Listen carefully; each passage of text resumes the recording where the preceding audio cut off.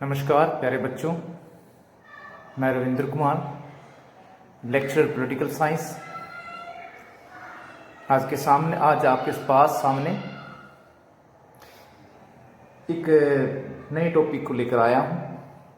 पिछली बार हमने राष्ट्र निर्माण की चुनौतियां की थी, जिसमें मैंने आपको 5 जब देश आज़ाद हुआ तो देश के सामने क्या क्या चुनौतियां थी उनको बताया था।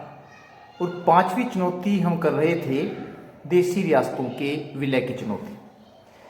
ये भी बताया जा चुका है कि जब देश आज़ाद हुआ तो 565 देशी रियासतें थी, जिनको ये ऑप्शन दिया गया था कि चाहे तो वो भारत में शामिल हों या पाकिस्तान में शामिल हों या फिर अपना स्वतंत्र अस्तित्व बनाए रखें।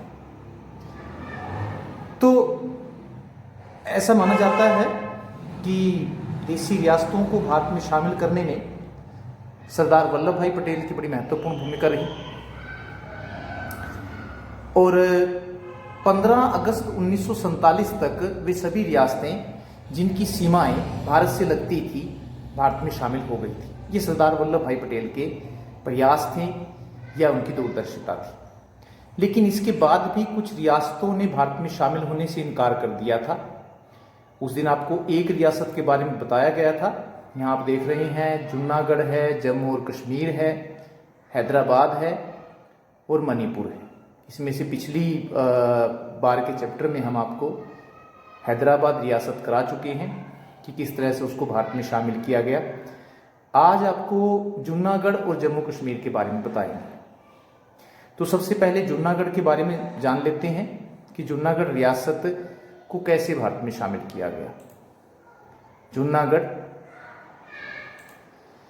जूनागढ़ पश्चिम भारत के सौराष्ट्र मतलब जिसको आजकल हम गुजरात कहते हैं, पहले ये बम्बई प्रांत का भाग था, उसको सौराष्ट्र कहते थे पहले। पश्चिम भारत के सौराष्ट्र इलाके में एक बड़ी रियासत थी। इस रियासत का पाकिस्तान से कोई रास्ता नहीं था। आगे के दृश्य में आप देखेंगे कि जो गुजरात से लगता है वहाँ पाकिस्तान से कोई रास्ता नहीं जाता था। ये देखिए जरा, इसमें दिखाया गया है कि जब बनाया गया था, India took over the state of Junagadh using military force. ये इंडिया वाला आप इधर पोर्शन देख रहे हैं और ये जो येलो आप देख रहे हैं ये जूनागढ़ था। जबकि पाकिस्तान की जो सीमा थी, जिसको पश्चिमी पाकिस्तान हम कहते हैं, वो यहाँ पर आकर ख़त्म हो जाती थी। तो कहने का मतलब ये है कि जूनागढ़ जाने का पाकिस्तान से कोई रास्ता नहीं था। अगले वाला एक चित्र देखिए आप, इसमें और क्लियर दिखा रखा है।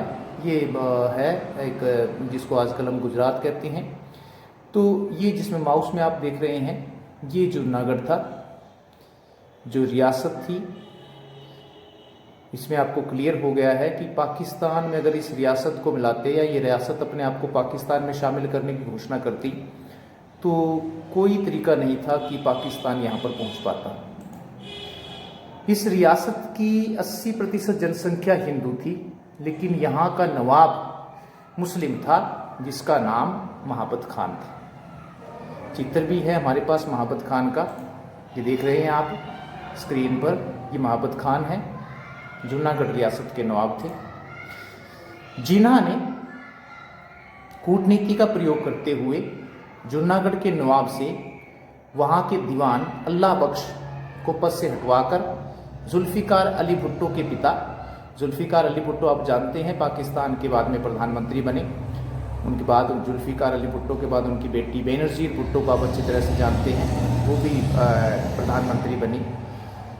जुल्फिकार अली भुट्टो के पिता शाहनवाज भुट्टो को वहाँ का दीवान बनवा दिया। कूटनीति को आगे जाके बताएंगे हम कि क्या कूटनीति थी उसकी। भुट्टो ने महाबत खान पर इस बात के लिए दबाव डाला कि वह अपनी रियासत को पाकिस्तान में शामिल करे। दबाव में आकर महाबत खान ने 14 अगस्त 1947 को जूनागढ़ को पाकिस्तान में शामिल करने का ऐलान कर दिया। 14 अगस्त, तो एक दबाव के तहत ये सारी की सारी कार्रवाई हुई। और दबाव में आकर ही नवाब ने 14 अगस्त 1947 को जूनागढ़ को पाकिस्तान में शामिल करने का ऐलान कर दिया। रामचंद्र गुहा ने अपनी पुस्तक इंडिया आफ्टर गांधी में लिखा है कि जिन्हा का जूनागढ़ को लेने का कोई इरादा नहीं था। वास्तव में वे नेहरू के साथ जूनागढ़ के बहाने कश्मीर की सौदाबाजी करना चाहते थे। ये जब हम कश्मीर रियासत करेंगे या जम्मू और कश्मीर वाली प्रॉब्लम करेंगे तो उसमें आपको बताएंगे कि वास्तव में इसके पीछे चाल क्या थी जिन्हा की। तो तभी एक किताब है इंडिया आफ्टर गांधी में इस बात को स्पष्ट वर्णन किया गया है कि जूनागढ़ के बहाने कश्मीर की सौदाबाजी करना चाहते थे कि इधर से जूनागढ़ भारत को दे देंगे और बदले में कश्मीर को उनसे हम भारत वालों से ले लेंगे। जब जूनागढ़ के नवाब ने अपनी रियासत को पाकिस्तान में शामिल करने का ऐलान किया तो इस बात से सरदार पटेल नाराज हो गए। उन्होंने जूनागढ़ में सेना भेजकर वहाँ के 2 हिस्सों पर कब्जा कर लिया। ये है उसमें कि जिस बात से नाराज हुए, किस बात से सरदार पटेल, और वहाँ के जो 2 बड़े इलाके थे, 2 बड़े शहर थे, उन पर सेना को भेजकर कब्जा कर लिया। माबद खान ने इन दोनों इलाकों को प्राप्त करने की खूब कोशिश की, लेकिन जनता ने उनका साथ नहीं दिया। इसी बीच कूटनीति का सहारा लेते हुए वीपी मेनन, ये भी इनकी बड़ी महत्वपूर्ण भूमिका रही सरदार पटेल के साथ रियासतों को भारत में मिलाने में। वीपी मेनन भुट्टो से मिले और उन्हें समझाया कि जूनागढ़ की भौगोलिक स्थिति और हिंदुओं की बहुलता, पिछले बार हम आपको बता चुके हैं कि 80% जनसंख्या जो थी वो हिंदुओं की थी और इसकी भौगोलिक स्थिति किसी भी तरह से आज्ञा नहीं देती थी कि इसको पाकिस्तान में शामिल किया जा सके। हिंदुओं की बहुलता के कारण उसका पाकिस्तान में शामिल होना कतई तर्कसंगत नहीं है। भुट्टो ने भी इस बात को मान लिया, जिसको समझाया गया तो उस बात को माना कि इस तरह नहीं हो सकता है। ये नक्शा आप देख रहे हैं दोबारा फिर आया है, इसमें देखिए जरा पाकिस्तान कहाँ पाकिस्तान है और कहाँ जूनागढ़ है। तो ये संभव नहीं हो सकता था भौगोलिक स्थिति के आधार पर भी और जनसंख्या के कारण भी, क्योंकि ज़्यादातर जनसंख्या जो हिंदू बहुल इलाका था लेकिन नवाब मुस्लिम था। इसी बीच जूनागढ़ की जनता ने नवाब के शासन के खिलाफ आंदोलन छेड़ दिया। अपने खिलाफ बढ़ते आंदोलन को देखकर नवाब अपने परिवार और अपनी धन संपत्ति को लेकर पाकिस्तान भाग गया। नवंबर 1947 में भारत ने जूनागढ़ पर कब्जा कर लिया। इसके बाद 20 फरवरी 1948 को जूनागढ़ में जनमत संग्रह करवाया गया। इसमें 90% से ज़्यादा लोगों ने जूनागढ़ के भारत में विलय को स्वीकार किया। इस प्रकार जूनागढ़ भी भारत का हिस्सा बन गया। तो इस तरह से जूनागढ़ को भारत में शामिल किया गया। अगली रियासत जिसने भारत की स्वतंत्रता के समय भारत और पाकिस्तान में शामिल होने से इनकार कर दिया था वो है कश्मीर रियासत, या फिर कश्मीर समस्या के बारे में भी आपको बताना जरूरी है कि क्या है, और इसका भी विस्तार से वर्णन आज हम करेंगे। कि आप मैप जो देख रहे हैं अच्छी तरह से जम्मू एंड कश्मीर, आगे इसको क्लियर करने की कोशिश करेंगे। तो पहले हम इसको ध्यानपूर्वक देख लेते हैं और फिर वर्णन करना शुरू करते हैं। 1947 में जब भारत स्वतंत्र हुआ तो कश्मीर एक रियासत थी। इस रियासत की सीमाएं भारत और पाकिस्तान दोनों देशों से मिलती थी, लेकिन जम्मू कश्मीर पहुंचने के सभी मार्ग पाकिस्तान से होकर जाते थे। भारत से उसका कोई सड़क मार्ग नहीं था। अजीब प्रकार की स्थिति थी ये कि जब देश आज़ाद हुआ तो ये नहीं सोचा गया था कि जम्मू कश्मीर कहाँ होगा, पाकिस्तान कहाँ बनेगा। तो जब रियासतों को भारत में शामिल करने का प्रश्न आया तो तब ये प्रॉब्लम देखने को मिली कि जम्मू कश्मीर पहुंचने के सभी मार्ग पाकिस्तान से होकर जाते थे, लेकिन भारत से उसका कोई सड़क मार्ग नहीं था। इससे पहले हम जूनागढ़ की रियासत कर चुके हैं कि जूनागढ़ का नवाब जो था और वो भारत को छोड़कर पाकिस्तान में शामिल होना चाहता था। तो इस वाले टॉपिक में उस बात को हम क्लियर करेंगे। भारत से उसका कोई सड़क मार्ग नहीं था। इस रियासत की ज़्यादातर जनसंख्या मुस्लिम थी, लेकिन यहाँ का राजा हिंदू था। जूनागढ़ के मामले में उल्टा था। जूनागढ़ रियासत की ज़्यादातर जनसंख्या हिंदू थी, लेकिन वहाँ का नवाब मुस्लिम था। जबकि कश्मीर के मामले में अलग प्रकार की स्थिति थी कि ज़्यादातर जनसंख्या मुस्लिम थी, लेकिन यहाँ का राजा हिंदू। तब आप अच्छी तरह से समझ गए होंगे कि जिन्हा की जूनागढ़ को अपने मिलाने की क्या चाल थी। क्या उसमें लिखा भी था कि वो जवाहरलाल नेहरू से जम्मू कश्मीर के मामले में सौदाबाजी करना चाहता था कि किस तरह से जूनागढ़ अगर ऐसी स्थिति आती है तो जूनागढ़ भारत को दे दिया जाएगा और बदले में उससे कश्मीर ले लिया जाएगा। तो इस रियासत की, जम्मू कश्मीर रियासत की ज़्यादातर जनसंख्या मुस्लिम थी, लेकिन यहाँ का राजा हिंदू था जिसका नाम महाराजा हरि सिंह था। चित्र आप देख रहे हैं महाराजा हरि सिंह का,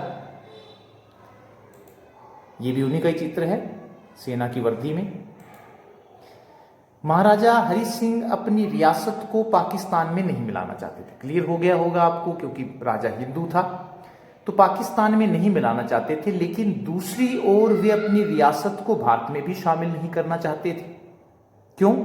क्योंकि भारत के प्रधानमंत्री पंडित जवाहरलाल नेहरू से उनकी व्यक्तिगत अनबन थी, इसलिए उसको भारत में भी शामिल नहीं करना चाहते थे। इसलिए महाराजा हरि सिंह ने अपनी रियासत को दोनों देशों में शामिल करने से इनकार कर दिया कि ना तो हम भारत में शामिल होंगे और ना ही पाकिस्तान में शामिल होंगे, बल्कि अपना स्वतंत्र अस्तित्व बनाए रखेंगे। लेकिन पाकिस्तान की कश्मीर पर शुरू से ही कुदृष्टि थी, बुरी नज़र थी। पाकिस्तान ने इसका फायदा उठाते हुए अक्टूबर 1947, 15 अगस्त 1947 को देश आज़ाद हुआ, और जब ये क्लियर हो गया कि जो कश्मीर के राजा हैं वो ना तो अपनी रियासत को पाकिस्तान में शामिल करना चाहते हैं और ना ही भारत में शामिल करना चाहते हैं, दोनों की बात भी बता दी हमने। तो पाकिस्तान इसका फ़ायदा उठाते हुए अक्टूबर 1947 में कबायली मतलब जो वहाँ के आदिवासी लोग होते हैं जो भेड़ बकरी चराने का काम करते हैं जम्मू कश्मीर, कबायली लोगों की मदद से, सहायता से कश्मीर पर आक्रमण कर दिया। जब हालात बेकाबू हो गए, हालात बेकाबू होने का मतलब है कि जब जो पाकिस्तान की जो सेनाएं थी वो बिल्कुल वहां तक पहुंच गई, कश्मीर तक पहुंच गई, तब की बात हो रही। जब हालात बेकाबू हो गए तो महाराजा हरि सिंह ने भारत से सहायता मांगी और कश्मीर को भारत में शामिल करने की प्रार्थना की। भारत ने कश्मीर की इस प्रार्थना को मान लिया और पाकिस्तान को चेतावनी दी कि वह कबायलियों की सहायता न करे, लेकिन पाकिस्तान ने इसकी कोई परवाह नहीं की और कश्मीर के एक बड़े हिस्से पर कब्जा कर लिया जो आज भी पाकिस्तान के कब्जे में है, जिसे पाक अधिकृत कश्मीर, POK, पाक अधिकृत कश्मीर कहा जाता है, पाकिस्तान ऑक्यूपाइड कश्मीर, जबकि भारत वाले हिस्से को जम्मू कश्मीर कहते हैं। आगे के जो चित्र हम आपको दिखाएं उसमें बिल्कुल आपको स्पष्ट हो जाएगा कि कहाँ पाक अधिकृत कश्मीर है और कहाँ जम्मू कश्मीर है। ये आप देख रहे हैं, ये जो पीले वाला जो क्षेत्र आप देख रहे हैं उसको गिलगिट बाल्टिस्तान कहते हैं, और ये जो आप देख रहे हैं ग्रीन वाला, ये उस समय ऑक्यूपाइड किया गया था, पाक अधिकृत कश्मीर। इस पे सारे पे पाकिस्तान का कब्जा है। ये भी पाकिस्तान के कब्जे में था, जिसको आप गिफ्टेड टू चाइना, लेकिन पाकिस्तान ने इसको चाइना को गिफ्ट कर दिया, उपहार में दे दिया। और ये 1962 वाला इलाका आप देख रहे हैं जब चीन ने भारत के एक बड़े हिस्से पर कब्जा कर लिया था, जिसको अक्साई चीन कहते हैं। ये आज भी चीन के कब्जे में है। रेड वाला जो आप देख रहे हैं, सिर्फ इतना जो है वो भारत के हिस्से में आता है, बाकी पर सारे पर कब्जा किया हुआ है। एक तरफ चीन ने दबाया हुआ है कश्मीर के एक बड़े इलाके को, और एक तरफ पाकिस्तान ने एक बड़े इलाके को पर अधिकार किया हुआ है।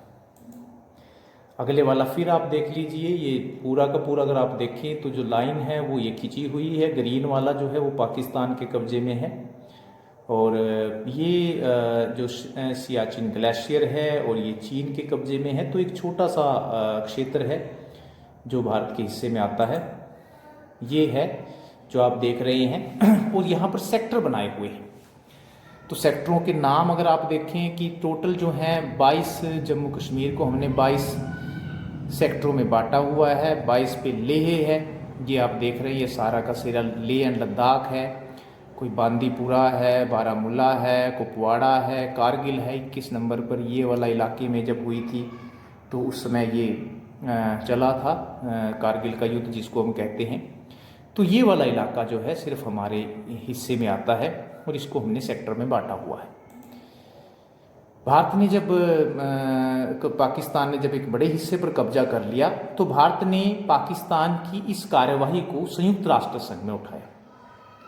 लेकिन दुख की बात है कि संयुक्त राष्ट्र संघ आज तक इस समस्या का समाधान नहीं कर पाया है और तब से लेकर आज तक कश्मीर दोनों देशों के बीच तनाव का कारण बना हुआ है। भारत का कहना है कि कश्मीर भारत का अटूट हिस्सा है, जिसे भारत में शामिल करने का निर्णय वहाँ के राजा ने स्वयं लिया था। हमने मतलब भारत का ये कहना है कि हमने राजा को मजबूर नहीं किया, राजा पर दबाव नहीं डाला कि वो अपनी रियासत को भारत में शामिल करे, बल्कि राजा ने स्वयं यह निर्णय लिया था कि कश्मीर रियासत को भारत में शामिल किया जाए। तो इसलिए भारत इसको कश्मीर को अपना अटूट हिस्सा मानता है। राजा ने स्वयं निर्णय लिया था, लेकिन पाकिस्तान भारत की इस बात को स्वीकार नहीं करता है। पाकिस्तान का कहना है कि कश्मीर में जनमत संग्रह करवाया जाना चाहिए, अर्थात लोगों से, वहाँ के लोगों से पूछा जाना चाहिए कि क्या नंबर 1 पर कि वे भारत में शामिल होना चाहते हैं या फिर पाकिस्तान में शामिल होना चाहता है। लेकिन भारत पाकिस्तान की इस मांग को जायज़ नहीं मानता है, क्योंकि उनका ये कहना है कि हमने दबाव डालकर रियासत को शामिल नहीं किया है, बल्कि कश्मीर के राजा ने स्वयं अपनी रियासत को भारत में शामिल किया है। धारा 370 ये एक विवादित धारा रही है जम्मू कश्मीर के बारे में। हालांकि अब ये खत्म हो गई है, लेकिन फिर भी इसके बारे में जान लेना जरूरी है कि धारा है क्या थी। भारत सरकार ने धारा 370 के तहत जम्मू कश्मीर को विशेष दर्जा दिया हुआ है। विशेष दर्जा दिया हुआ था कहेंगे, लेकिन अब इस धारा को समाप्त कर, लेकिन फिर भी जानना जरूरी है। इस धारा में यह कहा गया है कि भारत की संसद जम्मू कश्मीर के लिए संघ सूची और संवर्ती सूची, 11वीं क्लास में आप कर चुके हैं कि संघ सूची और संवर्ती सूची क्या है। संघ सूची और संवर्ती सूची के केवल उन्हीं विषयों पर कानून बना सकेगी जिनके बारे में जम्मू कश्मीर की राज्य सरकार अपनी स्वीकृति देगी। दोबारा फिर मैं आपको रिपीट करता हूं कि भारत की संसद जम्मू कश्मीर के लिए संघ सूची और संवर्ती सूची के केवल उन्हीं विषयों पर कानून बना सकेगी जिनके बारे में जम्मू कश्मीर की राज्य सरकार अपनी स्वीकृति देगी। इसका अर्थ क्या हुआ? इसका अर्थ यह है कि जम्मू कश्मीर के बारे में भारत की संसद संघ सूची और संवर्ती सूची के विषयों पर कानून नहीं बना सकती उसकी अनुमति के बिना। अगर जम्मू कश्मीर चाहता है तो बनेगा कानून, अगर नहीं चाहता तो संघ सूची और संवर्ती सूची के विषयों पर कानून नहीं बना सकती। उसके धारा 370 के तहत उसको ये विशेष दर्जा दिया हुआ है, लेकिन अब इस धारा को खत्म कर दिया गया है।